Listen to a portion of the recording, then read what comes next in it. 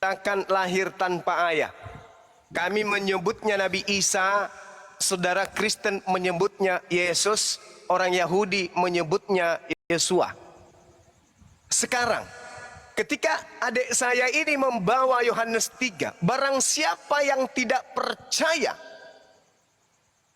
itu kecaman. Kalau tidak percaya kepada Yesus, maka orang itu tidak memperoleh hidup yang kekal, malah dia akan mati di dalam dosanya. Itu diterangkan di dalam Yohanes 3 nomor 16 juga ada. Nah, sekarang ketika Yesus berkata, Matius 15 nomor 24, Aku diutus hanya kepada domba-domba yang sesat dari umat Israel. Pertanyaan muncul, siapa yang percaya ucapan Yesus ini? Islam atau Kristen? Kristen. Enggak mungkin. Kalau Kristen percaya Yesus diutus hanya kepada domba yang hilang dari umat Israel, maka Kristen tidak akan mungkin menyembah Yesus dan mengaku sebagai pengikut Yesus. Justru orang Kristen percaya bahwa Yesus itu diutus untuk dunia. Sementara Yesus mengaku, Matius 15 nomor 24, Aku diutus hanya kepada domba yang sesat dari umat Israel. Kami umat Islam percaya kalau dia itu adalah nabi yang diutus untuk Bani Israel. Wa isqala Isa bin Maryam ya Bani Israel inni rasulullahi ilaikum. Kami percaya itu. Nah, saudari tadi membawa Yohanes 3. Barang siapa yang percaya kepada Yesus, kami percaya. Umat Islam percaya dia adalah utusan kepada Bani Israel. Tolak ukurnya di mana? Yohanes 11 nomor 42. Coba kita baca. Aku tahu bahwa engkau selalu mendengarkan aku, tetapi oleh karena orang banyak yang berdiri di sini mengelilingi aku, Yesus mengatakannya supaya agar mereka percaya bahwa engkaulah yang telah mengutus aku. Berarti Yesus mau dipercaya kalau dia itu adalah utusan Tuhan. Umat Islam tak ada kemunafikan. Sekali umat Islam beriman Isa adalah utusan Tuhan, tak akan pernah berubah sampai hari kiamat. Dia adalah utusan Tuhan. Kalau Kristen beda. Wahai saudara Kristenku, ya Bang Suma, percayakah Anda Yesus itu utusan Tuhan? Oh, percaya kali pun. Mari kita buktikan kemunafikan dan kebohongan mereka. Masuk ke gereja hari Minggu, yang mereka sembah siapa? Yesus. Mereka menyebut Bapa, mereka menyebut Roh Kudus, tapi endingnya Yesus. Pasti Yesus yang mereka sembah. Padahal Yesus mau nggak dipercaya sebagai Tuhan? Tak ada. Yohanes 11:42. Aku tahu bahwa engkau selalu mendengarkan aku, tetapi oleh karena orang yang banyak berdiri di sini mengelilingi aku mengatakannya kepada mereka agar supaya mereka percaya, agar supaya mereka percaya, agar supaya mereka percaya bahwa engkaulah yang telah mengutus aku. Aku bukan utusan setan, aku bukan utusan Romawi, aku bukan utusan Yunani, tapi aku adalah utusan Sang Pencipta alam semesta. Goyang enggak iman Islam di situ? Enggak. Tetap aja umat Islam mengatakan, memang betul kok.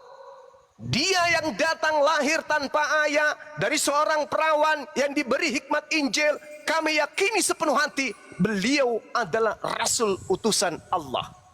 Berarti yang memperoleh hidup menurut Yohanes 3 umat Islam dong ya. Kenapa saya katakan begitu? Karena di dalam 2 Yohanes 1 nomor 7, pembohong itu, penipu itu, penyesat itu adalah mereka yang pergi ke seluruh dunia yang tidak percaya bahwa Yesus datang sebagai manusia. Kalau orang Kristen ditanya, saudara Kristen, ya paman, percaya enggak kalau Yesus itu manusia? Oh, percaya kali. Percayanya kayak mana? Oh, sampai ke langit ke-7 percaya kami. Mari kita lihat.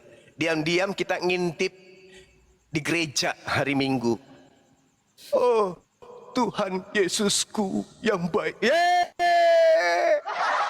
Tanya percaya dia datang sebagai manusia, kok jadi Tuhan? Berarti munafik. Munafik. Mulut berkata Yesus manusia, tapi hatinya, kalbunya, imannya, kepercayaannya Yesus adalah Tuhan. Yang kayak gini masuk surga? Gak mungkin. Orang munafik tak ada surga baginya. Pembohong. 2 Yohanes 1:7. Siapakah penyesat itu? Siapakah pembohong itu? Siapakah kemudian antikristus itu? Dia yang pergi ke seluruh dunia, yang tidak mengaku Yesus Kristus datang sebagai manusia. Hanya umat Islam yang teguh pendirian terhadap itu. Nah, bagaimana dengan imannya umat Islam ketika Yesus mengatakan hidup kekal itu adalah mereka mengenal Engkau satu-satunya Tuhan yang benar dan mengenal Yesus yang Kau utus. Ingat adinda, Yesus datang bukan kepada Roma, bukan datang kepada Indonesia. Yesus datang kepada Yahudi. Yahudi adalah umat Yesus di mana Yesus diutus. Kelompok di sana ada 2, ada yang menerimanya, ada yang menolaknya. Yang menerimanya sebagai Mesias atau Al-Masih, atau orang yang ditahirkan, orang yang ditasbihkan, orang yang dijadikan sebagai nabi. Yang golongan kedua, orang yang menolaknya. Kristen belum ada di sini, belum. Kristen belum ada. Yesus datang menemui kaumnya, umatnya terpecah menjadi 2 kelompok.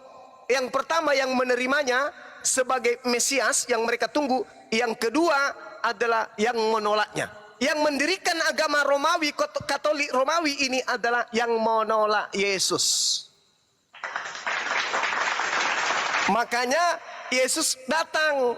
Di dalam Yohanes 5 nomor 36, dia katakan begini, ada kesaksianku yang lebih penting dari kesaksian Yohanes Pembaptis, bahwa seluruh mujizat, seluruh pekerjaan, tanda-tanda, kekuatan yang aku lakukan di tengah-tengah Bani Israel, mujizat itulah, pekerjaan itulah yang aku lakukan, dan pekerjaan itulah yang bersaksi bahwa Bapa yang telah mengutus aku.